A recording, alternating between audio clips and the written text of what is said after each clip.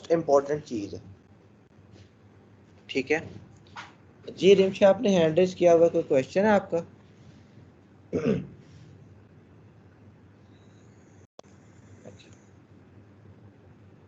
जी, क्या चीज़ है कि ये हमारे पास मोस्ट इम्पॉर्टेंट चीज़ है कि हमारा प्रोफेशनल एटीट्यूड इन फ्रीलांसिंग।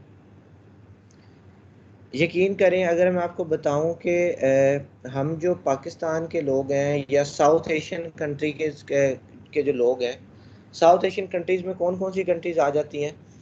हमारा पाकिस्तान आ जाता है, इंडिया आ जाता है, बांग्लादेश आ जाता है, नेपाल आ जाता है। हम वो मुल्क हैं जिनके लोगों की आदत व खसाइल जो है ना वो मिलते जुलते हैं। ठीक है, हम लोग इस फील्ड के ऊपर या फ्रीलांसिंग के ऊपर फ्लॉप किस वजह से हो जाते हैं कि हमारा जो एटीट्यूड होता है ना, जो हमारा इस फील्ड के साथ एक बिहेवियर होता है, वो बहुत ही ज़्यादा नॉन प्रोफेशनल होता है। ठीक है, क्या होता है, जो हमारा बिहेवियर होता है, जो हमारा एटीट्यूड होता है, वो बहुत ही ज़्यादा नॉन प्रोफेशनल होता है। इस वजह से हम क्या कर जाते हैं, हमारा जो करियर होता है वो कभी भी लॉन्ग टर्म नहीं चलता, वो बहुत ही जल्दी कोलैप्स कर जाता है, सिर्फ और सिर्फ प्रोफेशनलिज्म की कमी की वजह से।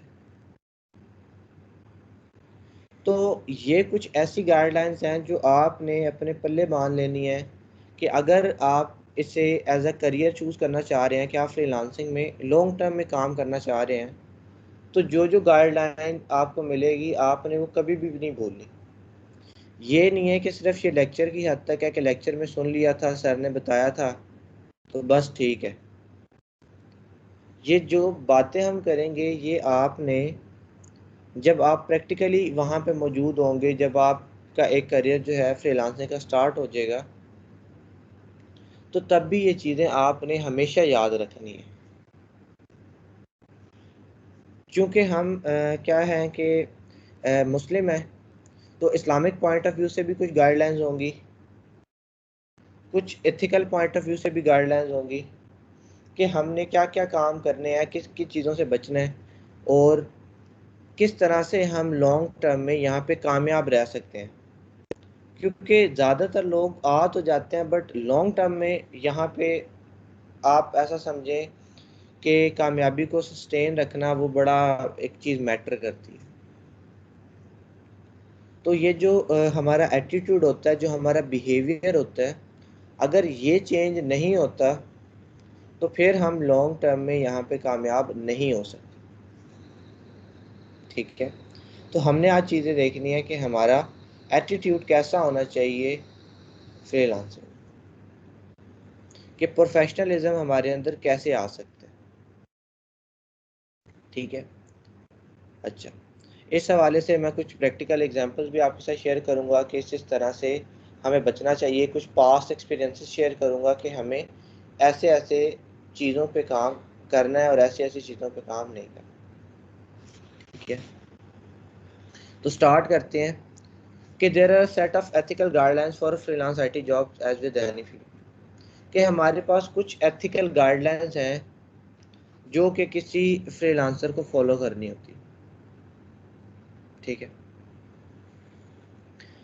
क्या है कि each IT professional will be expected to represent themselves and the business that they are a part of in a professional and ethical manner, कि कोई भी आईटी प्रोफेशनल है उसे अपनी चीज़ को, अपने स्किल को, अपने बिजनेस को एक प्रोफेशनल और एथिकल मैनर में जो है ना वो रिप्रेजेंट करना होता है। ठीक है, एक्चुअली हमारी भी गलती नहीं होती, क्यों? क्योंकि हमने कभी किसी से प्रोफेशनली बात ही नहीं की होती, कभी किसी से हमने उस तरह से कम्युनिकेशन ही नहीं की होती। तो हम जब इन प्लेटफॉर्म्स के ऊपर आते हैं तो हम प्रोफेशनलिज्म में बड़ा लैग कर जाते हैं। क्यों? क्योंकि हमारा जो बिहेवियर होता है वो वही बचगाना होता है, जिस तरह का हम अपने दोस्तों से बात करते हैं, अपने क्लास वालों से बात करते हैं या किसी भी अपने इर्द गिर्द लोगों से हम बात करते हैं, क्योंकि हमारा जो एटीट्यूड होता है, जो हमारा बिहेवियर होता है, उसके अंदर वो चीज़ बड़ी इनहेरिट हो जाती है। ठीक है, तो क्या हो जाती है, जब इनहेरिट हो जाती है तो हम वहाँ पे जाके भी फिर हमें फ़र्क समझ नहीं आता कि यहाँ पे जो लोग हैं इनसे किस तरह से बात की जाए। ठीक है, और हम वैसे भी बेशक एक इस्लामी मुल्क हैं, बट हमारे पास जो एथिकल गाइडलाइंस है ना उसमें बड़ा हम लैग करते हैं। ठीक है, बेशक हम इस्लामिक मुल्क हैं, बट अगर ईमानदारी की बात की जाए तो उसमें एक गैर मुस्लिम कंट्री टॉप पे है और हम पता नहीं 140th नंबर पे हैं या 40th नंबर पे है। अभी कल परसों एक मैं ये इस तरह की पोस्ट देख रहा था कि जापान जो है उसमें जो लोग हैं जो ऑनेस्टी की रेशियो है वो सबसे टॉप पे है। अब वो एक काफिर मुल्क है, वहां पे लोग ज्यादा ईमानदार हैं, और हम जो हैं हम इस्लाम का दावा करते हैं जी, और हम अगर ईमानदारी की बात करें तो हम इतने नीचे क्यों हैं?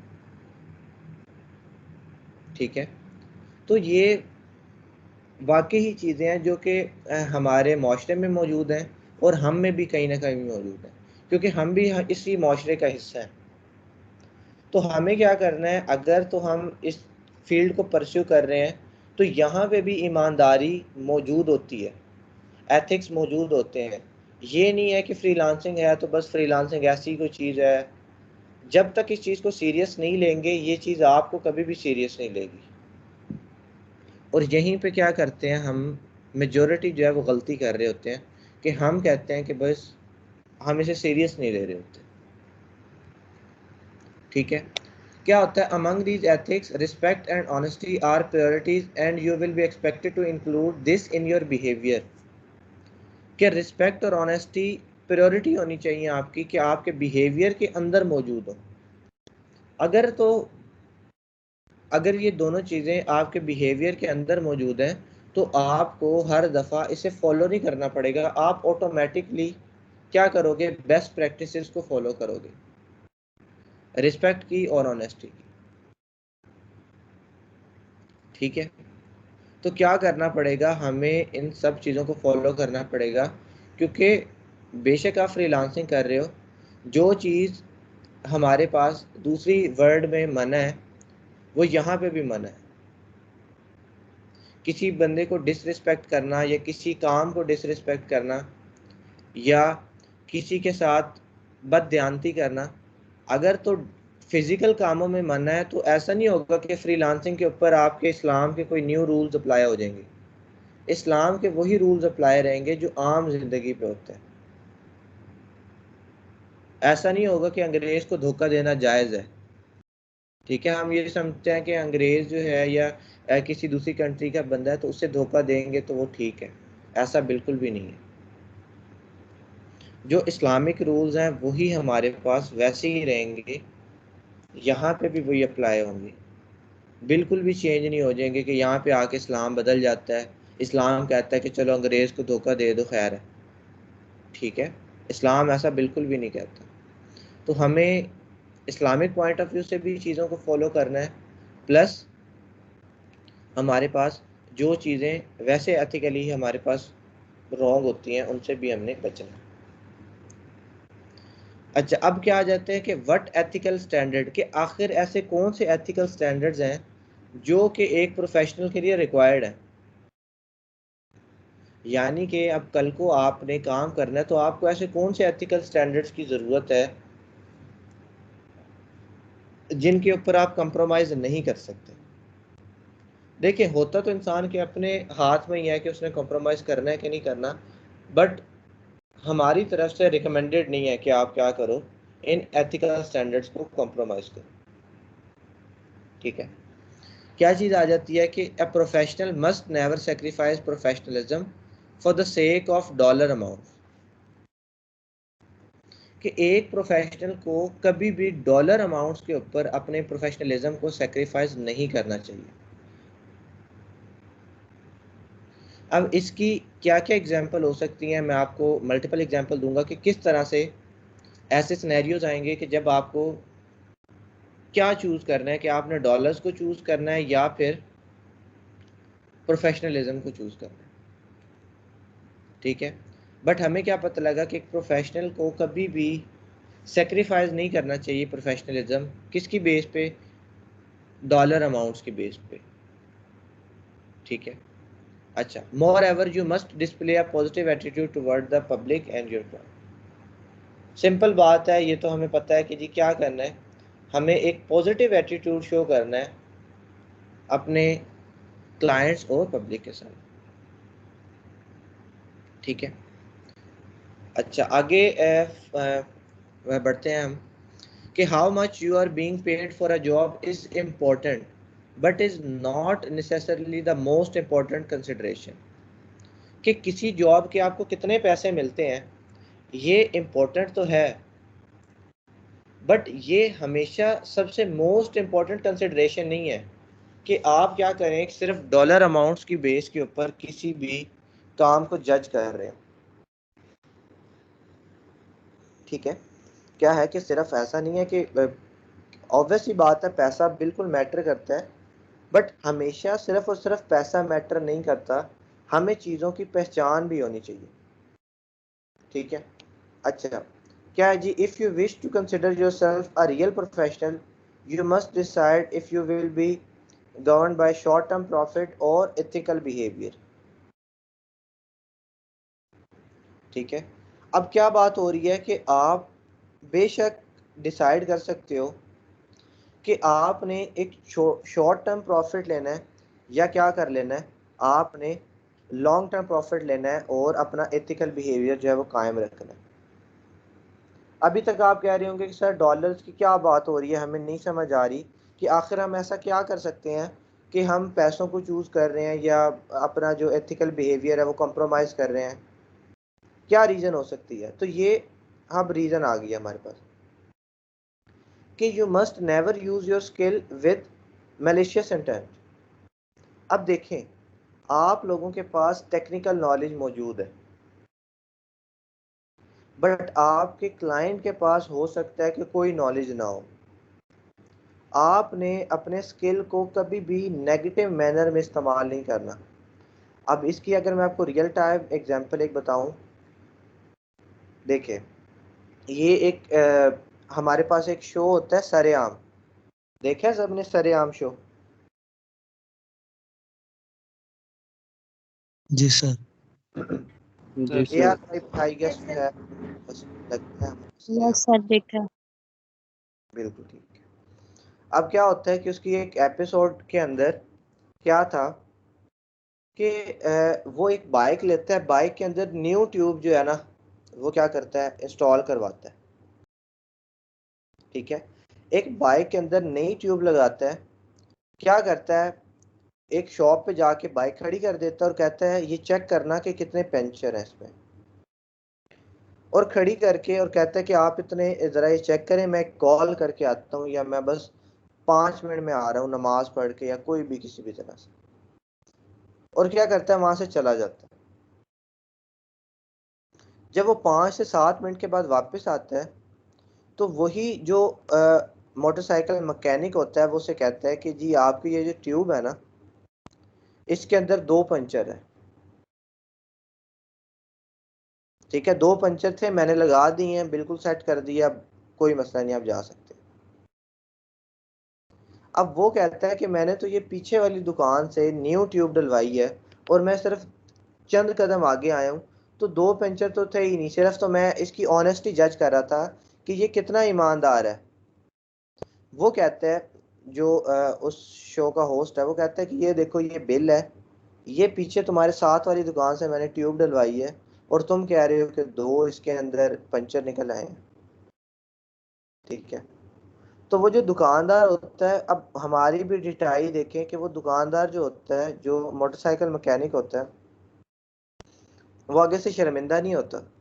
वो कहता है कि मैं 4 पंचर भी तो निकाल सकता था, शुक्र करो कि मैंने 2 ही निकाले हैं, अभी निकालने को मैं 4 भी कह सकता था कि भाई तुम्हारी बाइक में 4 पंचर थे, तो तुम्हें तो मेरा शुक्र अदा करना चाहिए कि मैंने झूठ बोला है बट 2 का बोला है, 4 का भी तो बोल सकता था। इसी तरह से वो क्या करता है, एक न्यू आपके पास रेफ्रिजरेटर लेता है या माइक्रोवेव ओवन लेता है, क्या करता है, सिर्फ उसकी एक तार जो होती है ना उसे डिस्कनेक्ट कर देता है। तार डिस्कनेक्ट करता है और किसी भी रिपेयरिंग शॉप पे चला जाता है और उसे कहता है कि ये देखें, ये मेरा माइक्रोवेव अवन जो है वो चल नहीं रहा, आप ये देखें ज़रा, मैं आता हूँ। वो कहता है कि आप इसे रख जाएं, कल आके ले जाना। जब वो नेक्स्ट डे आता है तो वो क्या कहता है कि जी इसका तो कंप्रेसर जो है वो ख़राब हो गया था, इसकी तो ये चीज़ मसला कर रही थी, ये मसला कर रही थी, आप ऐसा करें 2,000 रुपये दे दें। हालांकि माइक्रोवेव अवन या जो आपका रेफ्रिजरेटर है वो बिल्कुल ठीक होता है, सिर्फ और सिर्फ एक वायर डिस्कनेक्ट की होती है उसने, सिर्फ ऑनेस्टी चेक करने के लिए कि ये लोग कितने ऑनेस्ट हैं अपने काम के साथ। ठीक है। अब क्यों, क्योंकि बात चली जाती है सारी की सारी किसके ऊपर, दुकानदार के ऊपर, क्योंकि देखने वाला कोई नहीं होता। इसी तरह से हमारे पास अगर हम प्लाजा में चले जाएं और कोई कह दे कि जी आपका लैपटॉप एक दिन रखना पड़ेगा, कल आके ले जाना, अगले दिन हम जाते हैं तो हमारी हार्ड चेंज कर लेते हैं, हमारी रैम बदल लेते हैं, हमारी बैटरी इवन एक्सचेंज कर लेते हैं, ओरिजिनल बैटरी निकाल के पुरानी बैटरी लगा देते हैं, हार्ड के अंदर डाटा जो है, हार्ड अगर हमारी अच्छी है तो वो रिप्लेस कर देंगे, रैम हटा देंगे। सिर्फ और सिर्फ एक दिन अगर आप अपना लैपटॉप किसी शॉप पे छोड़ जाएं या अपनी कोई चीज़ छोड़ जाएं तो क्या कर लेंगे, उस चीज़ को तब्दील करेंगे। इवन आप मोबाइल रिपेयरिंग की बात करो तो आपका जो मोबाइल का आईसी होता है या ये जो आपके पास पैनल होता है, अगर आपका ओरिजिनल है तो ओरिजिनल पैनल उतार लेंगे और चाइना का जो कि सस्ता पैनल होता है आपका टच पैनल जिसे हम कहते हैं, वो इंस्टॉल करके आपको दे देंगे। अब ये कौन कर रहा है, हम सब तो मुसलमान हैं और हम तो सच्चे मुसलमान हैं, ये सब फिर कौन करता है ये नहीं समझ आती। अब ये आपको रियल टाइम एग्जांपल्स दिए हैं कि इस तरह का हमारे माशरे में काम हो रहा है। आप सबको पता है ये चीज़, आपने सबने कभी ना कभी आपके साथ भी ऐसा एक्सपीरियंस हुआ होगा कि आपको किसी दुकानदार ने आपके साथ इस तरह का काम किया हो, आप लैपटॉप ले के गए हो और उसने कोई चीज़ रिप्लेस कर ली हो, आपकी बाइक में कोई काम ख़राब कर दिया हो, या किसी भी आपके घर की चीज़ में या कोई भी किसी भी तरह से आपका ऐसा एक्सपीरियंस हो सकता है। अब ये तो दुनिया वाले हैं, तो अब ये बात हमारे पे भी इम्प्लीमेंट होगी जब हम फ्रीलांसिंग कर रहे होंगे। क्यों, क्योंकि हमारा जो क्लाइंट है उसके पास टेक्निकल नॉलेज नहीं है। मेजोरिटी ऑफ द क्लाइंट्स कैसे होते हैं, उन्हें बिल्कुल नहीं पता होता कि काम कैसे करना है।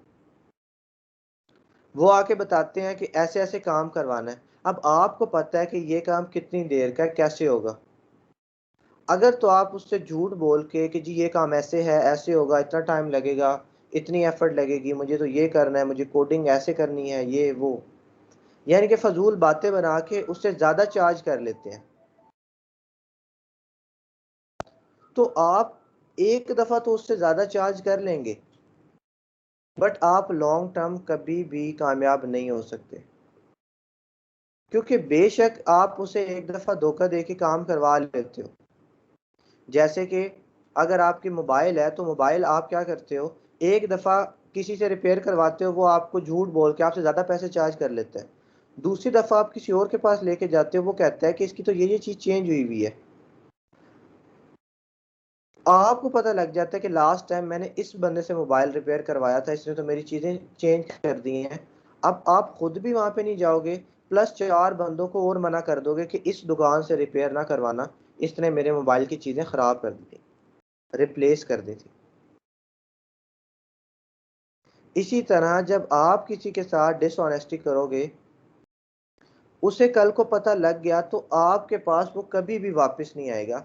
आपने एक दफ़ा 5 की जगह $50 कमा लिए, बट $50 सिर्फ एक ही दफ़ा कमाए हैं आपने। उसके बाद उसे बाद में जब किसी और फ्रीलांसर के पास जाएगा, वो उसे बताएगा कि ये तो ऐसे 5 मिनट का काम था।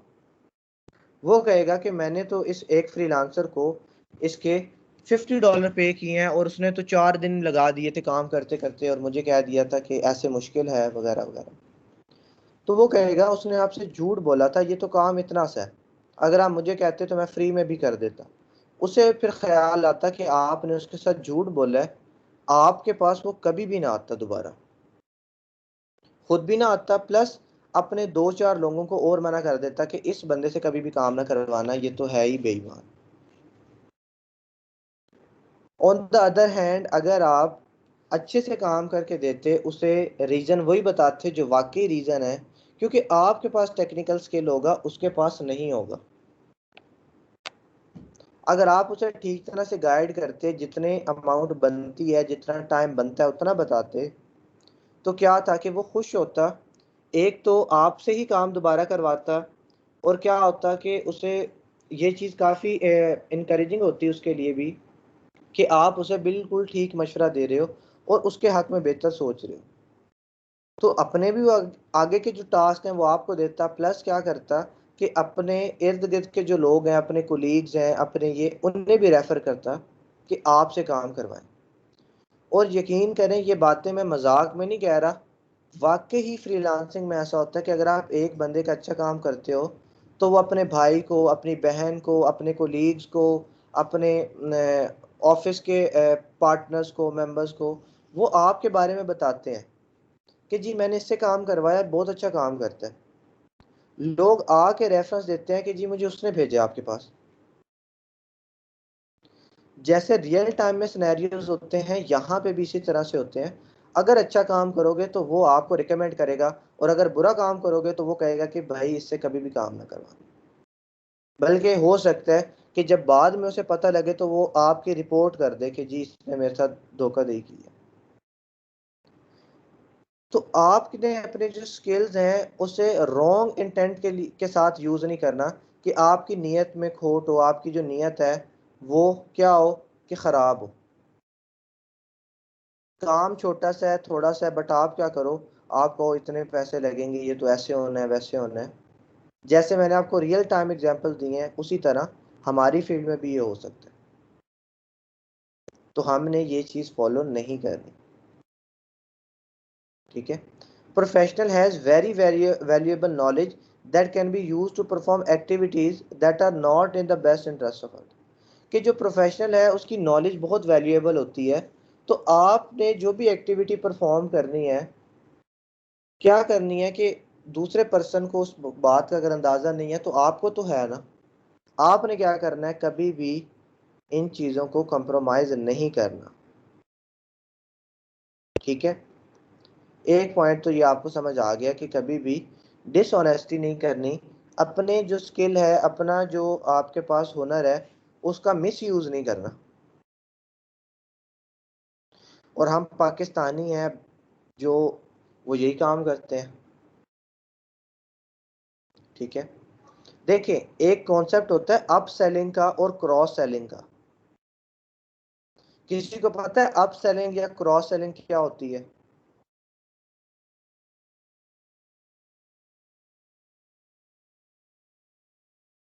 जी।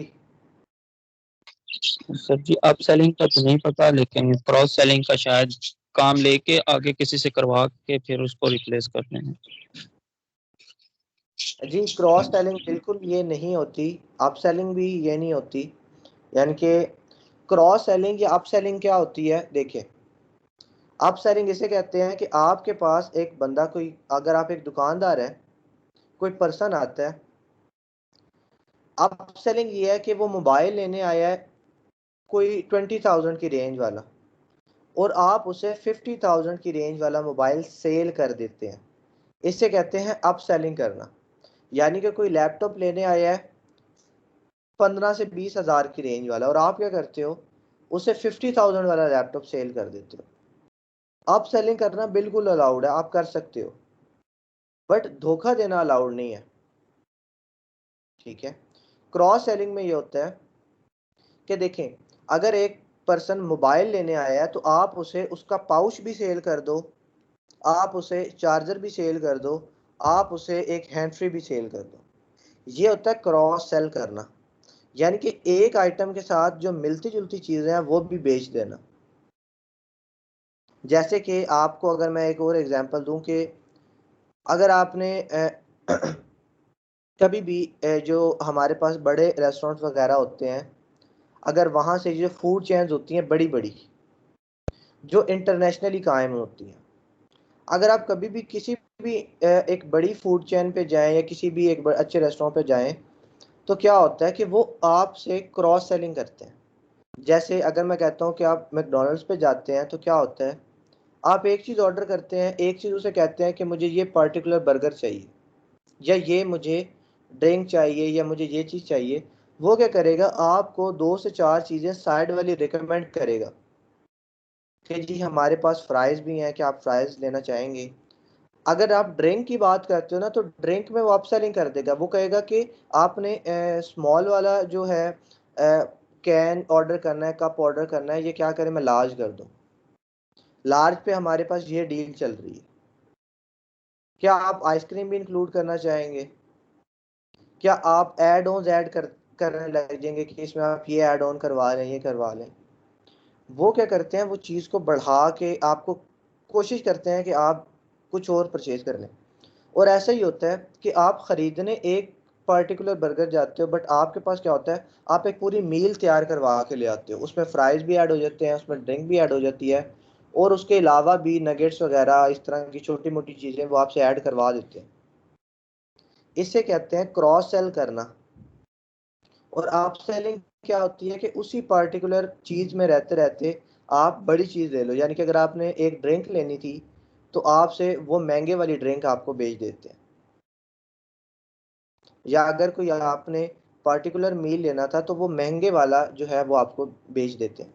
अप सेलिंग और क्रॉस सेलिंग अलाउ होता है, बट झूठ बोलना अलाउ नहीं होता, किसी को धोखा देना अलाउ नहीं होता। कि धोखा दे के कोई ऑर्डर ऐड कर दिया, या धोखा दे के उसे कह दिया कि ये तो इतना टाइम लगेगा, इतना ऐसे होगा, ये होगा, वो होगा। तो ऐसा करना बिल्कुल अलाउड नहीं है, करना ही नहीं है हमने। बट अगेन लोग कर रहे हैं और करते भी हैं। और अगर मैं आपको बताऊं, तो हमारे पाकिस्तानी डिफरेंट तरह के स्कैम करते हैं उनके साथ। ठीक है। अच्छा, you must behave in a dependable and trustworthy manner. वही बात आ जाती है कि आपने उनका यकीन जो है, उनका एतमाद जो है वो जीतना है, ना कि पहली दफ़ा अपना आपने एतमाद खो दें कि अगली दफ़ा वो बंदा आपके पास आए ही ना।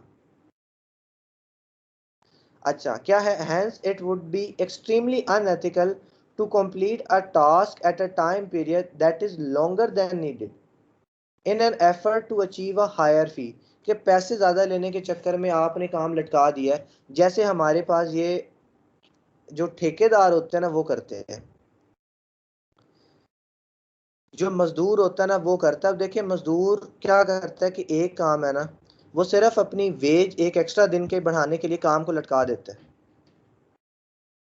आप कहते हो कि आपने घर का एक पर्टिकुलर पोर्शन है, कोई वॉशरूम है या कोई भी एक एरिया है, आप कहते हो कि वो आपने ना चेंज करवाना है, उसे गिराना है, तोड़ना है उसे।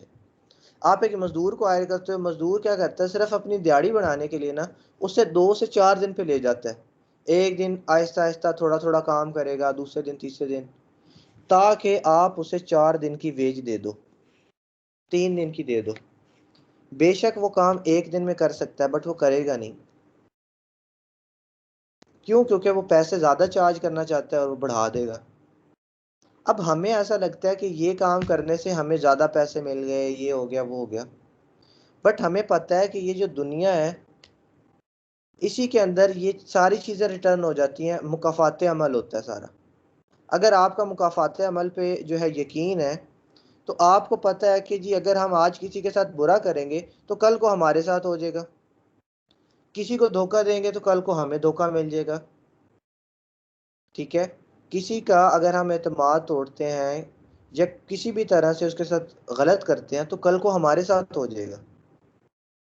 अगर तो आपका इस चीज़ के ऊपर एतमाद है एज अ मुस्लिम, तो फिर तो आप ऐसे काम नहीं करते। बट अगर आपका एतमाद वीक है, या आप कहते हो कि नहीं कुछ नहीं होता, करने दो, खैर है, तो फिर तो आप बाज नहीं आएंगे। और मैं भी आपको सिर्फ समझा सकता हूँ। जब भी सिनेरियो आएंगे, तो आपने खुद ही जज करना होगा कि आपने किस तरफ जाना है। बट कहीं ना कहीं आपको मेरी बातें ज़रूर याद आएंगी कि सर ने ऐसे ऐसे बताया था। क्या है, आपको ये बातें ज़रूर याद आएंगी कि सर ने बताया था कि इस तरह से काम नहीं कर। ठीक है।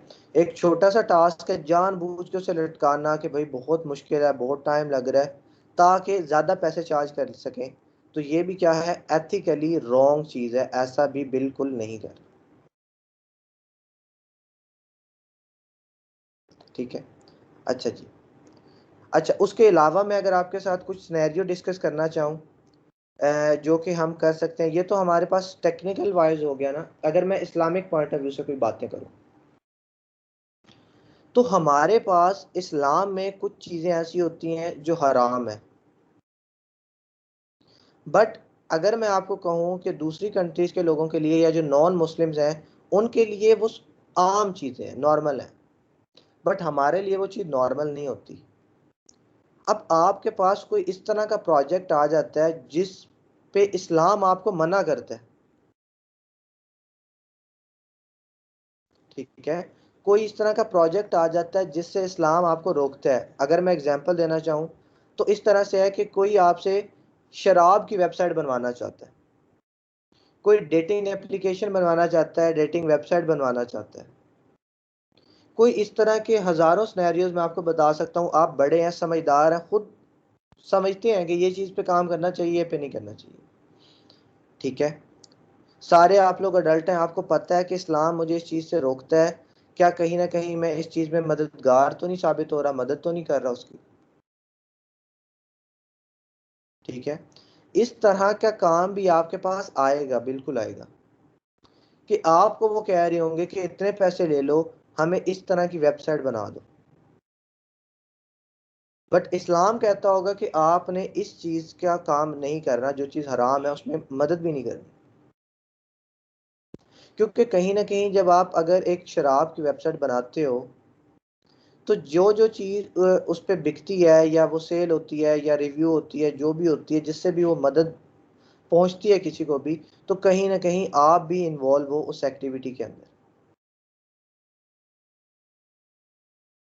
क्या है, कहीं ना कहीं आप भी उस एक्टिविटी के अंदर इन्वॉल्व हो सकता है आपको वो बहुत ज़्यादा अमाउंट ऑफर करे कि मैं मेरे से $1000 ले लो और मुझे वेबसाइट बना दो, तब आपने चूज करना है कि आपने उस चीज़ के ऊपर अपना प्रोफेशनलिज्म कॉम्प्रोमाइज़ करना है कि नहीं करना। आपके हाथ में फैसला होगा कि आपने ये काम करना है, बनाना है कि नहीं बनाना, बट किसी ना किसी मोड़ पे ऐसा सिनेरियो आ सकता है, ठीक है। इसी तरह की काफ़ी एग्जांपल्स मौजूद हैं कि हमारे पास ऐसा होता है कि सम टाइम कोई क्लाइंट आ जाता है, वो ऐसी चीज़ ऑफर करता है कि ये ऐसा बना दो हमें, आप क्या करते हो, उस चीज़ को जाने देते हो, आप कहते हो कि नहीं मैं ये काम नहीं कर सकता। इनकार करना हमारे हक में होता है, यानी कि हम कर सकते हैं, हमारे पास ऑप्शन होती है कि हम इनकार कर दें। हम इनकार करते हैं और क्या होता है कि हमें ऑल्टरनेटिवली या अल्लाह की तरफ से उससे बड़ा प्रोजेक्ट मिल जाता है या कोई और काम मिल जाता है थोड़ा इंतज़ार करने पे। क्योंकि अल्लाह पाक कहते हैं कि अगर आप किसी चीज़ को मेरे लिए तर्क करते हो तो मैं आपकी उस एफर्ट को रायगा नहीं जाने दूंगा, ठीक है। अब हम रोज़ा रखते हैं ना, किसकी रज़ा के लिए रोज़ा रखते हैं, अल्लाह पाक की रज़ा के लिए, कि हम अपना खाना पीना जो है उसे तर्क कर देते हैं एक पर्टिकुलर टाइम के लिए। क्यों? क्योंकि हमारे लॉर्ड का हुक्म है कि ऐसा नहीं करना आपने।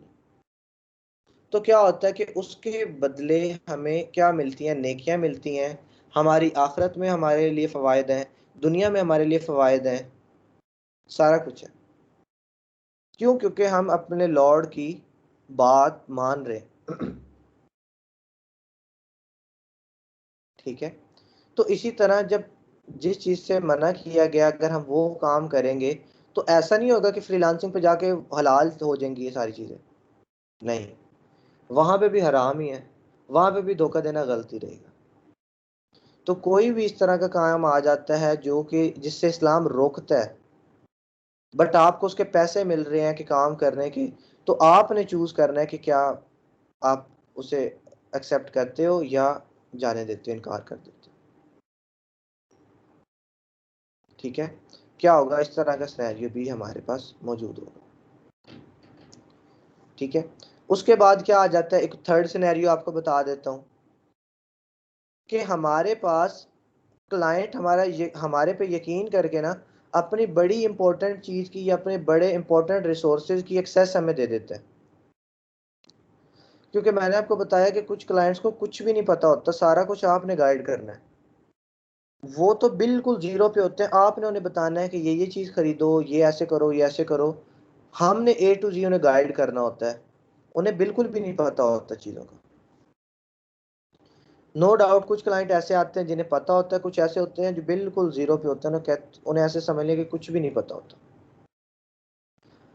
वो हमें अपनी बड़ी सेंसिटिव इंफॉर्मेशन की भी एक्सेस दे देते हैं, जैसे कि साइट का जो पूरा एरिया होता है जहाँ पे वेबसाइट पड़ी होती है उसकी एक्सेस दे देते हैं, सी पैनल जिसे कहा जाता है। तो हमने क्या करना है, हमने उनके रिसोर्सेज चोरी नहीं कर लेने। जैसे मैंने आपको दिखाया था ना कि रिसोर्सेज पेड भी होते हैं।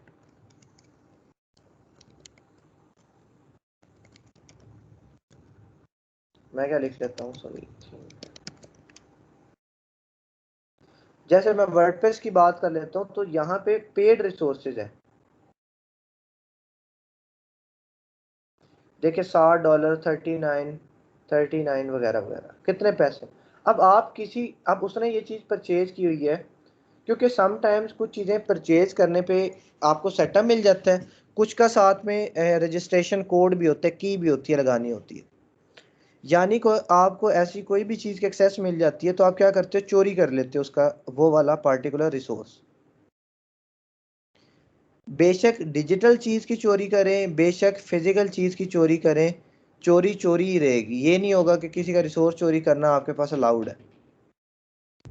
उसने आप पे यकीन करके आपको एक्सेस दी और आपने उसका रिसोर्स उससे बगैर पूछे डाउनलोड कर लिया, तो ये तो चोरी रहेगी ना। ये ऐसा तो नहीं होगा कि ये लीगल काम है, बिल्कुल ठीक है। तो इस चीज़ का आपने खुद डिसाइड करना है अपने। देखें, कहते हैं कि जो ज़मीर है ना इंसान का, वो सबसे अच्छा जज होता है। अगर आप कोई काम करते हो तो वो खुद आपको बता देता है कि ये ठीक है कि नहीं ठीक। ठीक है, वो क्या होता है, सबसे बड़ा जज होता है, वो खुद आपको बता देता है। तो अगर आपको वो मना कर रहा है तो आपने उन चीज़ों से रुक जाना। मैंने आपको 3 तरह के सिनेरियो बताए हैं कि आपने झूठ बोल के काम को ऐसे बातों में उसे उलझा के उससे ज़्यादा पैसे चार्ज नहीं कर लेने। प्रोफेशनल अल्फाज यूज़ कर सकते हैं बट झूठ नहीं बोलना कि ऐसा हो जाएगा, ऐसा हो जाएगा, ऐसा हो जाएगा, और इस तरह से। ठीक है। दूसरी चीज़ क्या आ जाती है कि आपने कोई भी एंटी इस्लामिक काम जो है वो नहीं करना। जो जिस चीज़ से इस्लाम मना करता है वो काम कोई बंदा ऑफर करे तो आपने इनकार कर देना है। तीसरी चीज़ कि किसी भी तरह की उसका जो ट्रस्ट है वो तोड़ना नहीं है, और कोई भी चीज़, कोई भी रिसोर्स आपने चोरी नहीं कर लेना। ठीक है। ये हमारे पास क्या थी, कुछ एथिकल गाइडलाइंस थी जिससे जिसे हमने फॉलो करना है। और भी कुछ हैं बट ये कुछ मोस्ट इंपॉर्टेंट थी हमारे पास। ये नहीं है कि आज के लेक्चर के अंदर आप बस सुने और आज का लेक्चर ख़त्म तो बात ख़त्म, नहीं। ऐसा समझे कि पूरी ज़िंदगी के लिए गाइडलाइंस थी आपके पास। ठीक है, पूरी ज़िंदगी के लिए आपके पास ये गाइडलाइंस थी जिस पे आपने अमल करना है। अच्छा, उसके बाद आ जाता है the education of a professional is on going. कि एक प्रोफेशनल की जो एजुकेशन है वो हमेशा रहती है। और मैं भी एक चीज़ कहता हूँ कि हमारी जो लर्निंग है ना, वो तब जाके रुकनी चाहिए जब हमारी सांसें जो है वो रुक जाए। ठीक है जी, उसामा जिब्रान। सर अगर एक क्लाइंट हमें थीम बाय करके देता है तो क्या हम वो थीम अपने पास रख सकते हैं? बिल्कुल नहीं रख सकते। वही तो बात बता रहा हूँ कि कॉपीराइट उसका है ना। आपको एक पर्सन कोई चीज़ परचेज करके देता है। जैसे मैं आपको एक सिंपल सी मिसाल देता हूँ। आप हेयर कलर यूज़ करते हो अपने बालों में, आप बार्बर के पास जाते हो, अपना हेयर कलर लेके जाते हो। अगर बार्बर क्या करे, उसमें से बचा के रख ले आपको बगैर बताए, तो क्या आपको अच्छा लगेगा या बुरा लगेगा? यस सर, ऑब्वियसली बुरा लगा। तो उसे भी हो सकता है कि वो चीज़ अच्छी ना लगे, इजाज़त ले लें, अगर वो देता है तो ठीक है, अदरवाइज वो उसकी प्रॉपर्टी है, उसने पे किया तो उसका अपना है ना, ठीक है, हम नहीं ले सकते। ओके। ठीक है, एज अ प्रोफेशनल हमें क्या रहना चाहिए, अप टू डेट रहना चाहिए। वही मैं बात बता रहा था कि हमारा जो लर्निंग है ना वो कभी भी नहीं रुकनी चाहिए। लर्निंग तभी रुके जब हमारी सांसें रुक जाएं, यानी कि आप जब मर जाएं तब आपकी लर्निंग रुकनी चाहिए, अदरवाइज आप बेशक बूढ़े भी हो जाते हैं, आपकी जो लर्निंग है वो नहीं रुकनी चाहिए। और ये एक हदीस भी है जिसका मफहूम ये है कि आपका हर दिन जो है वो हर अगला दिन प्रीवियस दिन से ज़्यादा बेटर होना चाहिए। यानी कि अगर आज आपने एक लाइन सीखी है तो कल आपने कोशिश करनी है कि 2 लाइन सीखें ताकि आपका दिन बेहतर रहे। अगर आपका गुजरा हुआ दिन और आने वाला दिन दोनों बराबर है, मतलब कि आप फिर लॉस में हो, आपने कुछ नया नहीं सीखा। तो कंटिन्यूअस सीखना चाहिए, कुछ भी हो जाए, कोई भी स्किल है या कोई भी चीज़ है, उसे कंटिन्यूअस हमने सीखना है। ठीक है जी आसिफ। जी सर, अस्सलाम वालेकुम। वालेकुम। जी सर, वो हदीस की बात आप कर रहे थे, तो वो हुजूर पाक सल्लल्लाहु अलैहि वसल्लम का फरमान है कि इल्म हासिल करो माँ की गोद से लेके कब्र की गोद तक। तो मतलब पूरी जिंदगी उसमें आ। बिल्कुल ऐसा ही है कि स्टार्टिंग से लेके एंडिंग तक बिल्कुल हमें यही सिखाया जाता है कि इल्म हासिल करते रहना चाहिए, लर्निंग जो है वो होती रहनी चाहिए एक प्रोफेशनल की, एक इंसान की। देखिए, जब आपकी लर्निंग रुक गई तो समझें कि आप मज़ीद बेटर नहीं हो सकेंगे।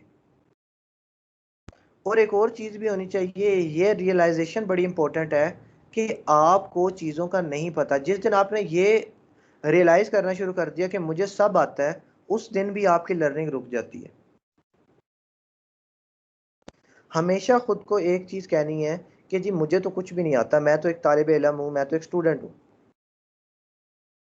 फिर भी आपकी एजुकेशन कंटिन्यू रहेगी। बट जिस दिन आपने ये कंसिडर कर लिया कि मुझे तो भाई सब आता है, उस दिन ही आपकी लर्निंग जो है वो रुक जाएगी। ठीक है, तो हमने क्या करना है, अपनी कंटिन्यूस लर्निंग करनी है, अपने स्किल्स को और प्रोफेशनलिज्म को डेली इन्हेंस करना है। डेली बेसिस के ऊपर कुछ ना कुछ सीखना है, मंथली बेसिस के ऊपर, वीकली बेसिस के ऊपर हमने खुद को पहले से ज़्यादा एजुकेट करते जाना है। सिर्फ एक सर्टिफिकेशन होना ये चीज़ को रिप्रेजेंट नहीं करता कि आपके पास कंप्लीट एजुकेशन है। ठीक है, अब डिग्री तो हमारी 80% यूथ के पास सपोज डिग्री है, तो क्या सारे एजुकेटेड है? नहीं। एक रिपोर्ट के हिसाब से पता नहीं कितने परसेंट पाकिस्तानी जो ग्रेजुएट्स हैं ना, वो जॉब करने के काबिल ही नहीं है। अब डिग्रियां तो सबके पास हैं, वो जॉब करने के काबिल ही नहीं है, उन्हें जॉब दी नहीं जा सकती। क्यों? क्योंकि उनके पास स्किल ही नहीं है। जो डिग्री भी उन्होंने हासिल की है, डिग्री का भी कोई स्किल उनके पास मौजूद नहीं है। एमबीए किया हुआ है बट बिजनेस करना नहीं आता। ठीक है, आपके पास क्या किया हुआ है, डिग्री की हुई है किसी पर्टिकुलर फील्ड के अंदर, बट उसके बारे में पता कुछ नहीं है, तो फिर कैसे उन्हें जॉब मिल जाए? ठीक है, तो ये चीज़ हमारी एजुकेशन कंटिन्यू रहेगी तो हम पहले से बेहतर होते जाएंगे, बेहतर से बेहतर, बेहतर से बेहतर होते जाएंगे। ठीक है, अगली चीज़ क्या आ जाती है, क्रिएट द एनवायरनमेंट। अपना माहौल ऐसा जनरेट करना है जिससे आपकी सक्सेस जो है ना वो मेक श्योर हो जाए कि आपने कामयाब होना ही होना है। क्रिएट द एनवायरनमेंट क्या है कि have you build a home and work environment that encourage your success. कि क्या आपने अपने घर के अंदर या किसी भी ऑफिस के अंदर ऐसा एनवायरनमेंट क्रिएट किया है? देखिए, ये चीज़ बड़ा मैटर करती है।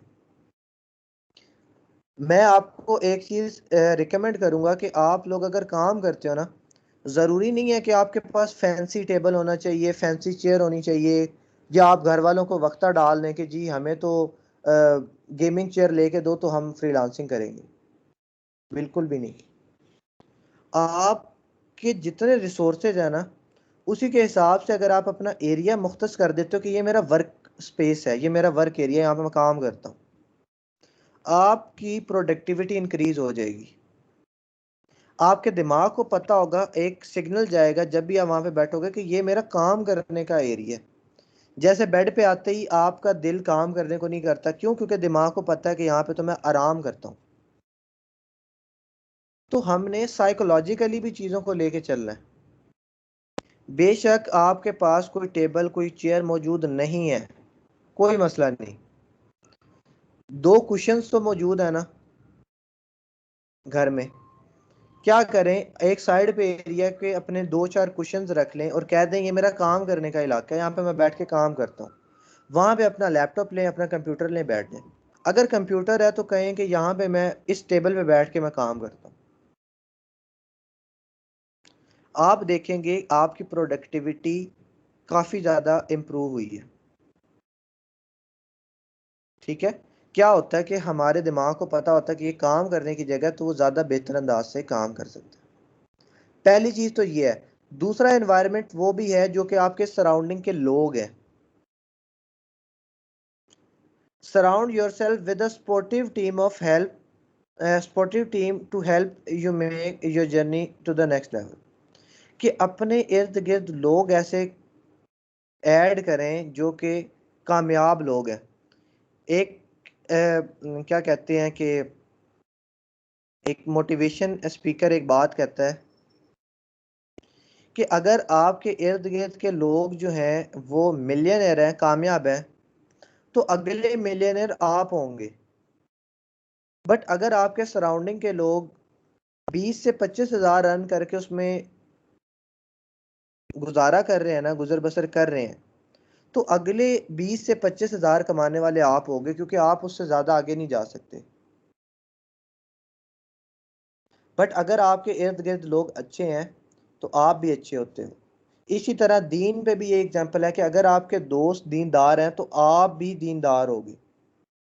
और अगर आपके सराउंडिंग ही लोग जो है वो इतने ज़्यादा दीन में अच्छे नहीं हैं तो आप भी कभी भी दीन में अच्छे नहीं होंगे। सराउंडिंग बहुत ज़्यादा मैटर करती है। वो कहते हैं ना कि सोहबत का असर होता है, तो वाकई होता है। मैं आपके साथ एक छोटी सी वीडियो क्लिप शेयर करता हूँ। मैंने एक वीडियो देखी थी। अब आपको पता है कि जो एक क्या होती है, एक बतख होती है और एक मुर्गी होती है, उन दोनों की जो वॉकिंग स्टाइल है वो डिफरेंट होता है। ठीक है, जो बतख है वो कंपैरेटिवली स्लो चलती है और उसके जो कदम उठाने का तरीका होता है वो भी डिफरेंट होता है। जबकि जो मुर्गी है वो कंपैरेटिवली तेज चलती है और उसके चलने का जो तरीका होता है वो डिफरेंट होता है।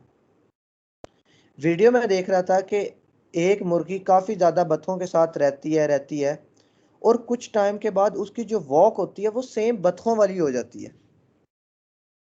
अगर आपने कभी बतख को चलते हुए देखा है तो आपको पता होगा कि वो ऐसे छोटे छोटे से कदम लेके चलती है और कंपैरेटिवली स्लो चलती है मुर्गी की निस्बत।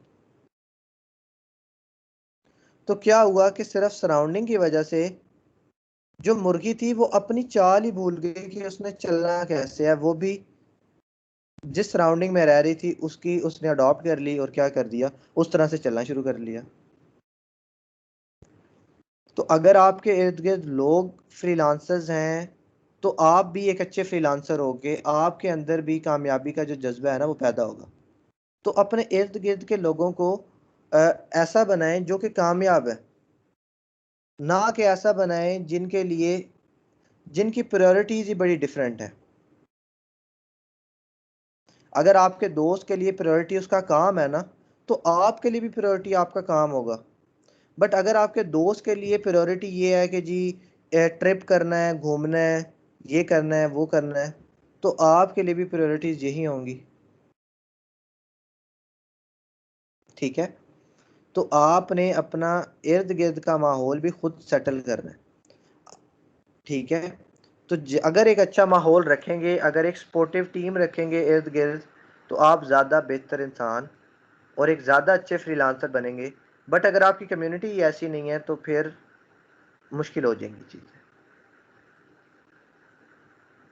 अगला पॉइंट भी वही है जो मैंने आपको अभी बताया कि हैव द राइट एसोसिएशंस।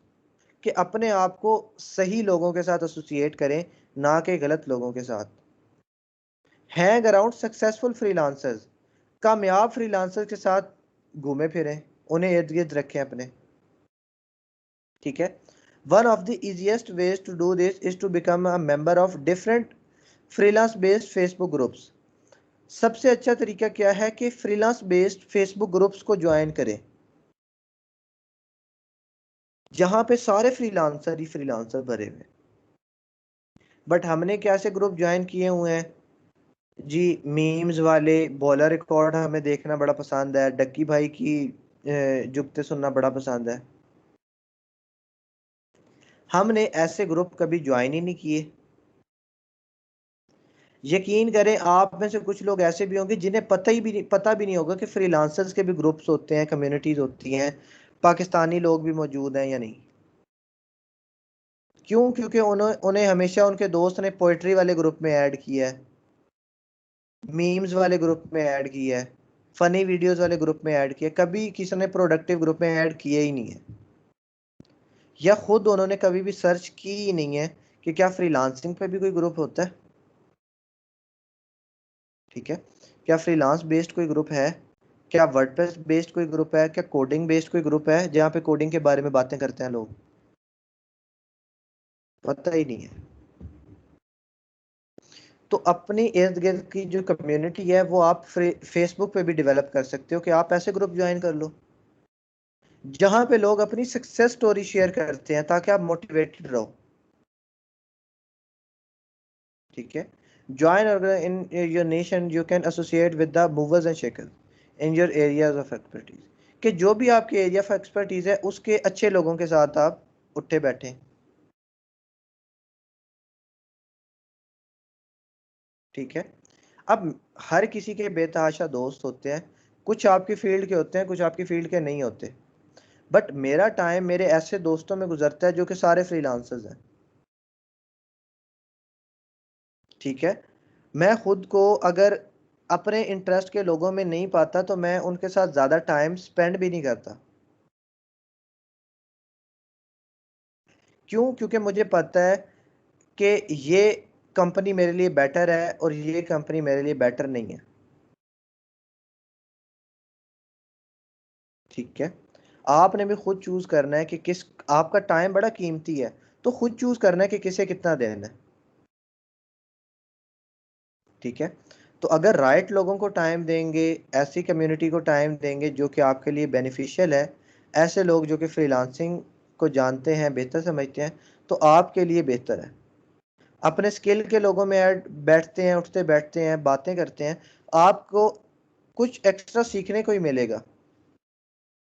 वो कहते हैं ना कि अगर आप खुशबू की दुकान में बैठने लग जाओ, तो अगर आप खुशबू यूज नहीं भी करते तो आपके अंदर से एक खुशगवार सी जो खुशबू है ना वो आने लग जाती है। बट अगर आप किसी कोयले की शॉप पे बैठने लग जाओ, तो बेशक आप कोयले का काम नहीं करते, तो आपके कपड़ों के साथ या आपके हाथों पे क्या हो जाता है, वो जो ब्लैकिश मटेरियल होता है वो लग ही जाता है। खुशबू की दुकान पे बैठने से इस तरफ खुशबू आपके साथ लग गई, और कोयले की शॉप पे बैठने से क्या लगा आपके साथ, आपके कपड़े खराब हुए।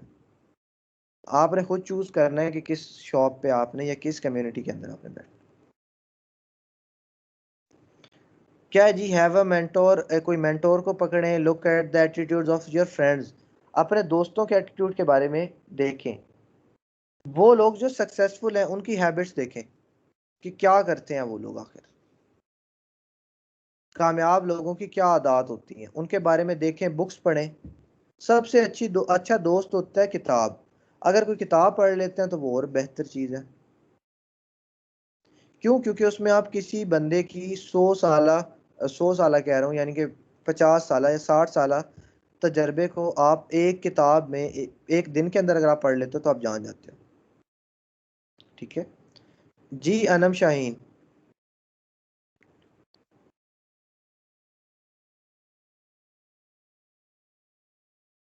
जी सर सर यहाँ पे मैं आपकी बात से बड़ा इत्तेफाक कर रही हूँ कि जैसा कि आप कह रहे हैं कि मतलब कम्युनिटी बहुत ज़्यादा इफेक्ट करती है इंसान की थिंकिंग पे, उसकी प्रोग्रेस पे। सर मेरा हालांकि ये फील्ड नहीं था, मतलब मुझे इसके बारे में इतना वो कह लें कि कोई इंटरेस्ट भी नहीं था और कोई नॉलेज भी नहीं था, लेकिन वो भाई आमिर जिनको आप जानते भी हैं सर, आपके पास कोर्स करके गए हैं, अच्छी खासी माशाल्लाह से अब उनकी अर्निंग है, बहुत अच्छा काम है। तो उन्होंने मुझे मतलब इस चीज़ पे किया, उनके साथ गैदरिंग हुई, मतलब काफ़ी ज़्यादा उन्होंने मुझे अप्रिशिएट किया कि नहीं आप ऐसा करो, कब तक आप ऐसे जॉब करोगी ये वो। तो मतलब तब से कह लें कि उनके साथ डिस्कशन चलती है, मतलब वो इतना मोटिवेट करते हैं हर बच्चे को इस फील्ड में आने के लिए, अपना वो जो सीखते हैं वो दूसरों को सिखाते हैं। तो इसी तरह सर अगर हम मतलब एक के साथ एक को लेके चलेंगे तो आई थिंक सो कि काफ़ी चीज़ें जो हैं वो लोगों तक पहुंच सकती हैं और इससे काफ़ी दूसरों को फ़ायदा हो सकता है। तो सर अब यकीन माने इस फील्ड में इतना मेरा इंटरेस्ट इंक्रीज़ हो गया है कि मतलब मैं जहाँ से भी कोई चीज़ मुझे से रिलेटेड मिलती है मैं ज़रूर गेन करने की कोशिश करती हूँ। जी आना बिल्कुल ठीक आप कह रही हैं कि ये चीज़ वाकई बहुत ज़्यादा मैटर करती है। और मुझे पता है कि आमिर दानियाल जो है वो one of the best students में से हैं। ठीक है, कि वो क्या करते थे, बिल्कुल ऐसा है, जो चीज़ सीखते हैं आगे शेयर करते हैं, इनकरेज करते हैं, सारा कुछ है। अर्निंग उनकी माशाल्लाह बहुत अच्छी है। तो ये सारी चीज़ें बिल्कुल मैटर करती हैं कि आपकी अब उनके साथ एक कम्युनिटी डेवलप हुई तो आपका भी इंटरेस्ट हुआ।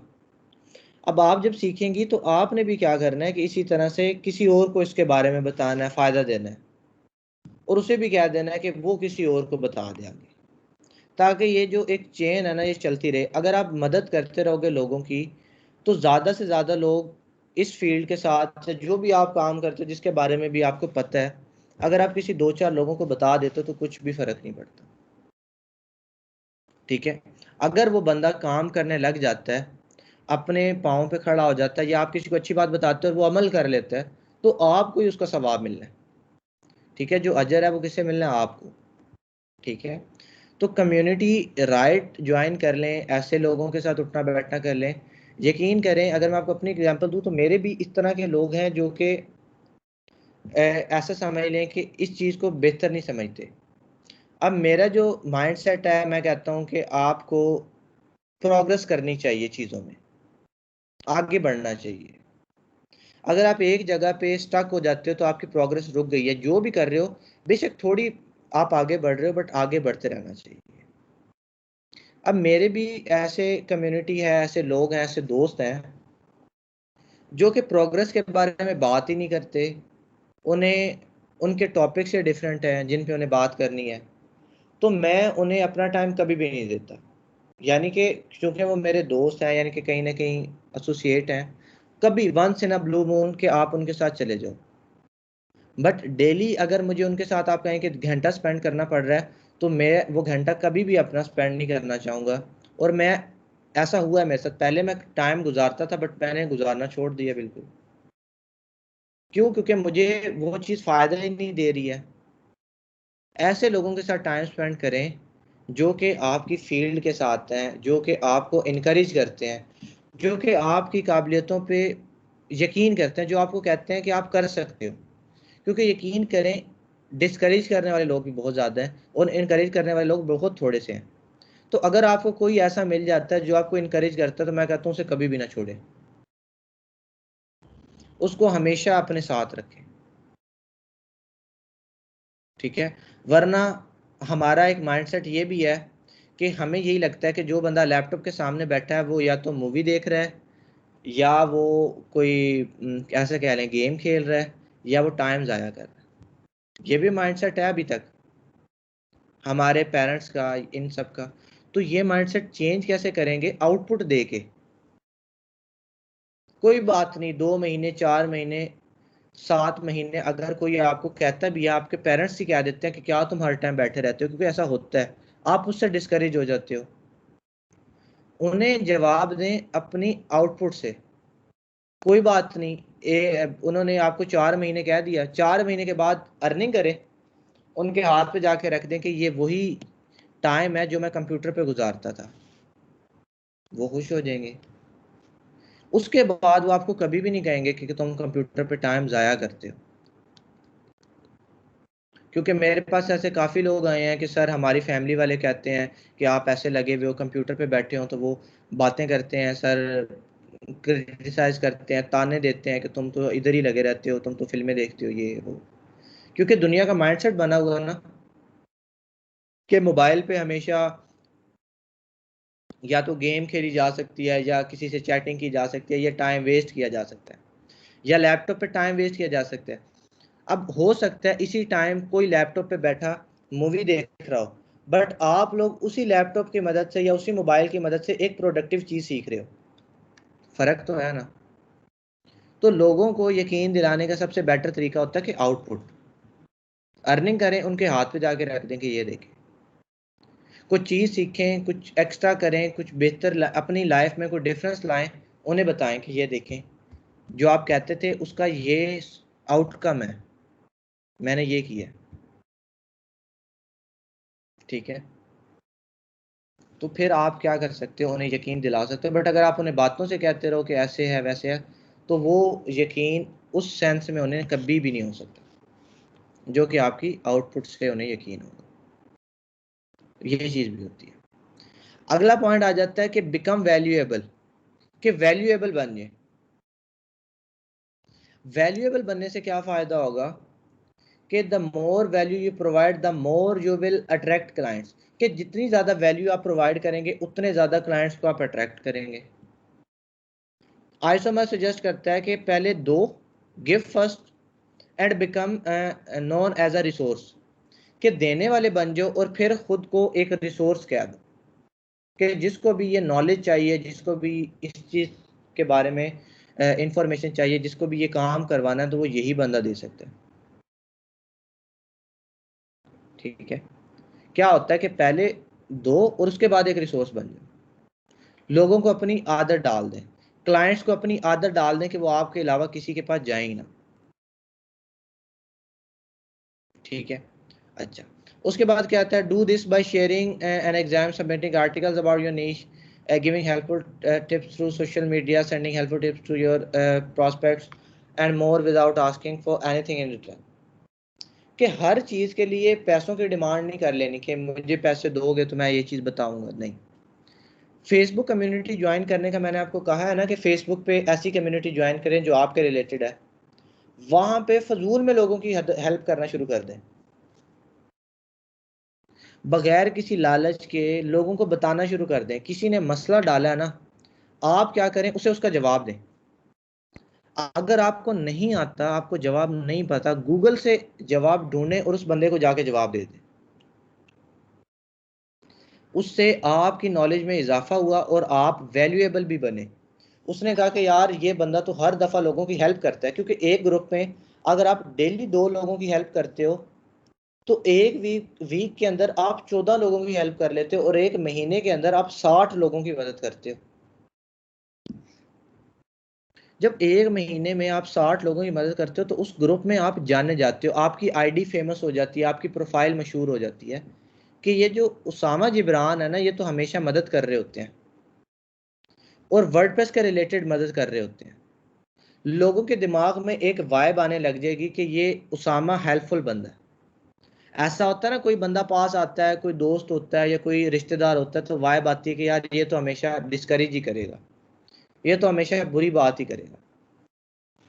ऑन द अदर हैंड एक ऐसा पॉजिटिव सा पर्सन होता है कि जब वो हमारी कम्युनिटी में आए तो हम खुश हो जाते हैं कि यार ये कोई अच्छी बात बताएगा हमें। तो खुद ऐसे बन जाए कि आपको लोग देख के कहें कि यार ये बंदा अच्छी बात बताता है, ये तो बड़ी मदद करता है लोगों की। उस कम्युनिटी के अंदर, उस ग्रुप के अंदर आप मशहूर हो कि यार ये बंदा तो लोगों की मदद करते हुए नजर आता है बगैर किसी चीज़ के लिए रिटर्न मांगे। When you do, you will be seen as someone who is not only knowledgeable but is willing to help others succeed. अगर आप ऐसा करोगे तो आप सिर्फ नॉलेजेबल नहीं साबित हो रहे, आप ऐसे भी लग रहे हो कि जो दूसरों को कामयाब देखना चाहता है। इसका एक और बहुत बड़ा फ़ायदा है जो कि हमें लगता नहीं है कि फ़ायदा है, हम कभी भी उस पर्सपेक्टिव से सोचते नहीं हैं। देखें, आपने ग्रुप ज्वाइन कर लिया, आप डेली उस ग्रुप में मदद करते हो, एक महीना आपने कंटिन्यूस मदद की, 60 लोगों की या 90 लोगों की या 100 लोगों की, जितने की भी आप कर सकते हो आपने की। सारे के सारे मदद के तलबगार तो नहीं ना होंगे, हो सकता है उसी ग्रुप में कोई क्लाइंट मौजूद हो हो सकता है उसी ग्रुप में कोई ऐसा बंदा हो जिसके पास काम का बर्डन हो, जो कि अपना बर्डन शेयर करना चाहता हो कि भाई मेरे साथ कोई बंदा मिल जाए जो कि मेरे साथ मिलके काम करे, मैं उसे पे करूं। जब आप किसी की मदद करोगे, देखें अब आप ग्रुप में हैं, ग्रुप में जैसे हमारा अगर व्हाट्सएप का ग्रुप है, अब क्या होता है कि फायजा हर दफा कभी उसामा की मदद कर रही है, कभी आसिफ की, कभी अनम की, कभी नजमा की, तो सबके दिमाग में ये वाइब जाएगी कि फायजा को तो बहुत आता है, ये तो सबकी मदद कर रही है, फायजा तो बहुत नॉलेजेबल है। एक एक ये ऐसा सिग्नल जाएगा ना, सबको ऐसा लगेगा कि यार ये तो सबकी मदद करता है, तो बड़ा अच्छा है, वैल्यूएबल है। अब कल को उम्मे कलसूम को कोई ऐसा काम पड़ जाता है, काम का बर्डन बढ़ जाता है, तो वो आप सब में से ज़्यादा प्रेफर फायजा को करेंगी। क्यों? क्योंकि उन्होंने फायजा को देखा है दुनिया की मदद करते हुए, उन्हें ये लगेगा कि फायजा को तो बहुत आता है, ये तो बड़ी नॉलेजेबल है, तो वो प्रेफर करेंगी कि फायजा को काम दे। या अगर मेरी बात कर लेते हैं कि आप मेरे सामने लोगों की हेल्प कर रहे हैं, तो मेरे पास जब कोई ऐसा काम आएगा तो मैं कोशिश करूंगा कि मैं आपको काम दूं। क्यों? क्योंकि मैंने आपको देखा है लोगों की हेल्प करते हुए, मुझे लगेगा कि आपको बाकियों से ज़्यादा आता है। क्यों क्यों क्यों? क्योंकि आप सबकी मदद कर रहे हैं। इसी तरह जब हम कम्युनिटी में जाते हैं तो हम लोगों की मदद करते हैं, तो हो सकता है कि कोई क्लाइंट हमें देख ले, क्लाइंट हमें अप्रोच करे और कहे कि मेरा काम कर दो, और ऐसा होता भी है। तो वैल्यूएबल बनिए, आपका बहुत फायदे हैं आपके लिए। उसके बाद आ जाता है जी, टेक एडवांटेज ऑफ अपॉर्चुनिटी।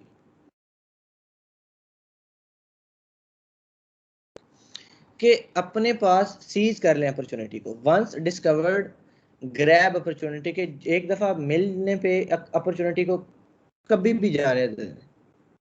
ठीक है, it can be the in the form of friend who offer you a project, कि एक अपॉर्चुनिटी इस तरह की है कि आपका दोस्त आपको कोई प्रोजेक्ट ऑफर करता है, तो कभी भी रिजेक्ट ना करें, कम पैसों पे कर लें, फ्री में कर लें, बट करके ज़रूर दें। क्यों? क्योंकि हो सकता है वो अपॉर्चुनिटी आपको आगे ले जाए।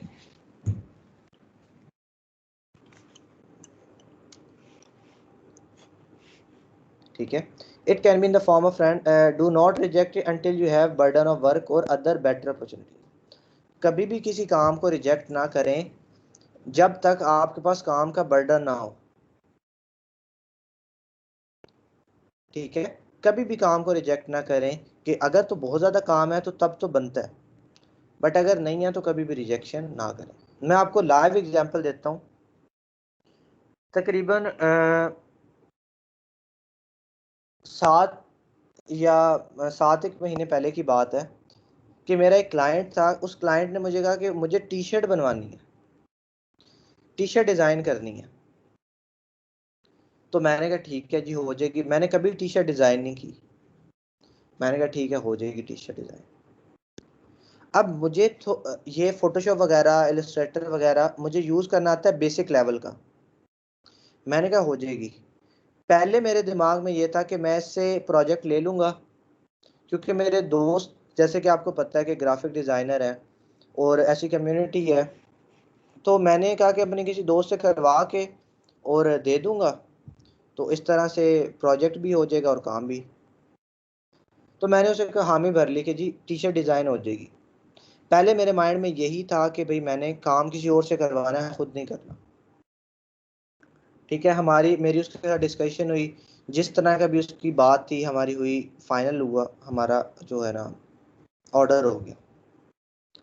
अब उसने मुझे एक प्रोजेक्ट और था, यानी कि $200 का काम और था, उसमें 50 उसने ऐड किए टी शर्ट डिज़ाइन के, $50 टी शर्ट के ऐड कर दिए। मैंने कहा ठीक है। अब मैंने क्या किया, जब मैंने उसे ऐड कर लिए, यानी कि प्रोजेक्ट स्टार्ट हो गया, मैंने अपने एक दोस्त को कांटेक्ट भी किया कि भाई मुझे टी शर्ट बनवानी है। फिर मैंने खुद से सवाल किया, ये मेरे ख्याल ये जो लॉकडाउन हुआ था शायद तब की बात है, पिछले साल की है, या मुझे एग्जैक्टली याद नहीं है, बट तकरीबन 6 to 7 months बैक जो है ना ये बात हुई थी। तो मैंने अपने दोस्त को कंसल्ट भी किया, उसे मैंने कहा कि भाई टी शर्ट ऐसे ऐसे, उसने कहा ठीक है बन जाएगी। फिर मैंने खुद से सवाल पूछा कि क्या मेरे पास इतना ज़्यादा काम है कि मैं टी शर्ट नहीं बना सकता, यानी कि अपने आप से सवाल पूछा कि मैं खुद नहीं कर सकता क्या, मैं किसी और से काम क्यों करवा रहा हूँ, मुझे रेवेन्यू भी तो डिवाइड करना पड़ेगा, उस दोस्त को भी तो पे करना पड़ेगा जो कि काम कर रहा है। तो जब मेरे पास खुद के पास टाइम है तो क्यों ना मैं खुद ही काम करूं। यकीन करें मैंने कभी टी शर्ट डिज़ाइन नहीं की, मैंने 1 घंटा रिसर्च की होगी टी शर्ट्स के बारे में। अब जो बेसिक रिसोर्सेज मैंने आपको बताए हैं, फ्री पिक हो गया, ये सारे, यहाँ पे ग्राफिक्स के बारे में भी तो रिसोर्सेज पड़े हुए हैं। वो बंदा एक म्यूजिशियन था, मैंने music related icon, music related Illustrator की फाइल सर्च करना शुरू कर दी। ठीक है, मैंने कीवर्ड अपने डाल दिए म्यूजिक बेस्ड, इस तरह के आइकन्स आ गए, ये छोटी छोटी चीज़ें आ गई जो कि इलस्ट्रेटर पे ओपन हो जाती हैं। यहाँ पे मैंने फिल्टर लगाया, मैंने कहा वेक्टर चाहिए मुझे। अब मुझे इतना पता था कि वेक्टर वो चीज़ें होती हैं जो इलस्ट्रेटर पे ओपन हो जाती हैं। ठीक है, अच्छा मैंने क्या किया, वेक्टर के बारे में ये चीज़ें देखी, मेरे पास आइकन आ गए, मैंने ये छोटी छोटी चीज़ें उठाई और मैंने क्या कर दिया, उसे जोड़ के रिसोर्सेज उठाए, उन्हें मिक्सअप किया, एक मॉकअप पे डाला और उसे डिलीवर कर दिया। यकीन करें 1 घंटा मैंने सर्च की थी और 1 घंटे में मैंने काम किया था। 2-2.5 घंटे के अंदर उसका सारा काम मुकम्मल हुआ और उसे मैंने मॉकअप पे डाला, उसे तस्वीर खींच के मैंने भेज दी। पहला ही काम था, उसने कहा वो खुश हो गया कि जी ये ठीक है, बिल्कुल मुझे पसंद आ गया ये काम, और ऑर्डर उसने एक्सेप्ट कर दिया, प्लस ऊपर $40 वो टिप भी दे के गया। सिर्फ किस वजह से कि ये वाला पॉइंट फुलफिल हो रहा था कि do not reject it until you have burden of work. बहुत ज़्यादा काम है या अगर आपके पास कोई बेटर अपॉर्चुनिटी है तब तक उसे रिजेक्ट ना करें। मैंने उसे रिजेक्ट नहीं किया, क्यों? क्योंकि मेरे पास टाइम था, मैं सीख के भी करके दे सकता था। मैंने फिर सीखा भी और करके भी दे दिया। फ़ायदा क्या हुआ? $90। $90 कितना होता है? हमारे पास बन जाता है, ऐसे समझ लें, तकरीबन 13,000 रुपये। तो 13,000 रुपये का फ़ायदा मुझे ही हुआ ना। क्या है कि आप ऐड कर सकते हो। इसीलिए मैं आपको कहता हूं कि जो ना का फैक्टर है ना, उसे निकाल ही दें, कि नो भी कोई चीज़ होती है ही नहीं कोई चीज़। ठीक है, तो ये चीज़ें हैं जो बिल्कुल हमें करनी भी चाहिए। Find different ways of earning and implement, different तरीके ढूंढें, उन्हें इम्प्लीमेंट करें, चीज़ों को कभी भी जाने ना दें। ठीक है, तो ये हमारे पास एक सारी बात थी कि हमारा एटीट्यूड कैसा होना चाहिए, हमारा बिहेवियर कैसा होना चाहिए, हमारे एथिक्स कैसे होने चाहिए, वो ये सारी चीज़ें हमने डिस्कस की। ठीक है, तो मुझे 1 से 2 स्टूडेंट बताएं कि क्या समझ आई आज के लेक्चर के बारे में, आज के लेक्चर से क्या फ़ायदा हुआ है और क्या चीज़ आपको समझ में आई है। हैंड रेज करें।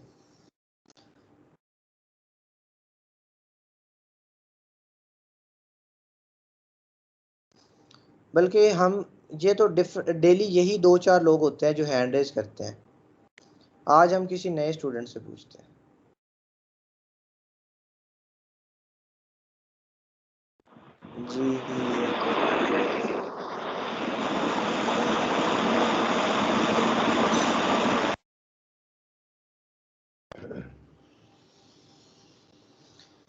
जी आरिफा रानी, आप बताएं क्या समझ में आई है? आरिफा रानी,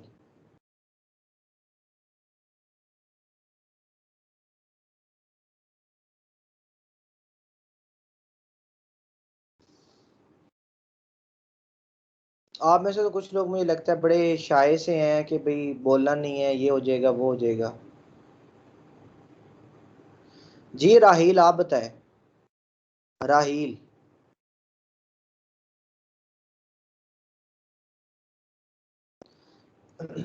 मेरे ख्याल से ये जो बाकी सब होते हैं ना, आप 10 लोगों के अलावा 10 से 15 लोग होते हैं जो कि बैठे होते हैं, बाकी सब होते हैं कि जी बस मीटिंग ज्वाइन करके गायब हो जाते हैं कि सर को कौन सा पता चल रहा है। खैर अपना नुकसान है आप लोगों का, मैं तो कुछ नहीं कह सकता, आप खुद बेटर जानते हैं। जी सर नवीद मैं कुछ हाशिम, बोल आप बताएं। सकता हूँ? जी उसामा, क्या कह रहे हैं आप? सर इसके अंदर तो बंदे के अंदर सबसे पहले हॉनेस्टी का होता है कि बंदा कितना ईमानदार है। फिर उसके अलावा जो आपने बताया है कि हलाल और हराम का, जैसे कुछ चीज़ें आ जाती हैं बियर वगैरह के वेब डेवलपर तैयार करना, उससे वो बंदे भी होते हैं कि वो इनकार करेगा उसको पूरा करके दे, क्योंकि एक मुस्लिम पॉइंट ऑफ व्यू से हम लोगों के लिए वो चीज़ तो हराम है। बिल्कुल ठीक है। और सर उसके अलावा बंदे के अंदर इसमें तालीम का होना बहुत ज़रूरी है।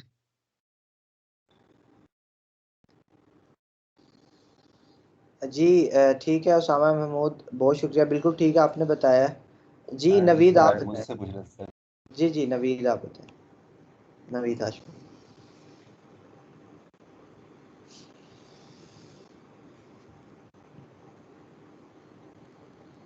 जी नवीद। वालेकुम सर, सॉरी मैं मेरा ख्याल था मेरा माइक ऑन है, हालांकि मैंने बोलना स्टार्ट कर दिया था। तो मेरा ख्याल है कि सबसे इम्पोर्टेंट चीज़ जो है वो यही होती है, एटीट्यूड आपका।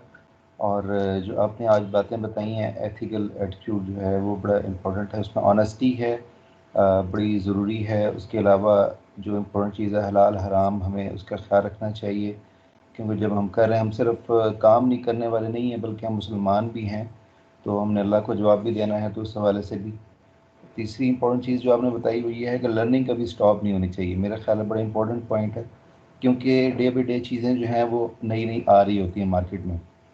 तो आपको उनकी टर्मिनोलॉजीज़ और उन चीज़ों का पता होगा तो आप अपने कस्टमर्स को बेटरली अच्छे तरीके से डील कर पाएंगे। उसके अलावा जो आपने चीज़ बताई है कि आप ऐसे लोगों में रहें जो ये चीज़ें डिस्कस करते रहते हैं, ऐसे फ्रेंड्स बनाएं, ऐसे ग्रुप ज्वाइन करें, क्योंकि उससे आपका नॉलेज भी इंक्रीज़ होता रहता है। और दूसरा, आप उसी तरह सोचने लग पड़ते हैं, उसी तरीके से काम करना शुरू कर देते हैं। तो ये मेरे ख्याल में बहुत इंपॉर्टेंट पॉइंट है। बिल्कुल ठीक है नवीद। इसी तरह से है कि हमारे पास कम्युनिटी का बहुत ज़्यादा असर है, कि एजुकेशन भी हमारी डिपेंड करती है हमारी कम्युनिटी के हिसाब से। बिल्कुल ठीक है। जी आरजू आप बताएं कि क्या समझ में आई है आज के लेक्चर के हमारे साथ। सर आपने ये बताया कि ऑनेस्ट रहें सबके साथ, जितना ऑनेस्ट रहेंगे उतना ही सक्सेस कर सकेंगे आप। और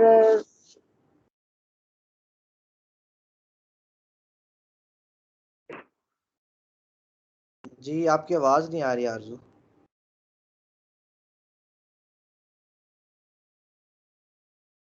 और सर आपने ये आवाज़ आ रही है। जी अब आ रही है। तो सर आपने ये बताया कि सराउंडिंग अच्छी रखें, जितनी सराउंडिंग अच्छी होगी उतना ही सक्सेस कर सकेंगे आप लोग, क्योंकि बुरी सराउंडिंग बुरा इम्पैक्ट होगा इससे। और अपनी ज़ात को इस तरह बनाएं कि दूसरों को उससे जस्ट फ़ायदा ही हो, कभी नुकसान ना हो सकते। जी बिल्कुल ठीक है कि हमें वैल्यूएबल भी बनना चाहिए, कि हमारी ज़ात से भी बाकी सब लोगों को फ़ायदा हो। बिल्कुल ठीक है। जी इसके अलावा और कौन बताएंगे। जी शकीबा उरूज आप बताएं। सर बाकी सारी चीज़ें तो सब लोग बता रहे हैं कि हमें ऑनेस्ट रहना चाहिए, अच्छी कंपनी रखनी चाहिए। सर उसके साथ जहाँ हम लोगों को लर्निंग साथ साथ जो है ना उसका प्रोसेस कंटिन्यू रखना चाहिए। जब जहाँ हम लोग ये समझ लेते हैं ना कि यहाँ मेरी लर्निंग्स कंप्लीट हो गई हैं, वहाँ से हमारा डाउनफॉल स्टार्ट हो जाता है। तो ये भी इम्पोर्टेंट चीज़ है कि हमें लर्निंग्स का जो प्रोसेस है ना उसे साथ साथ कंटिन्यू रखना चाहिए।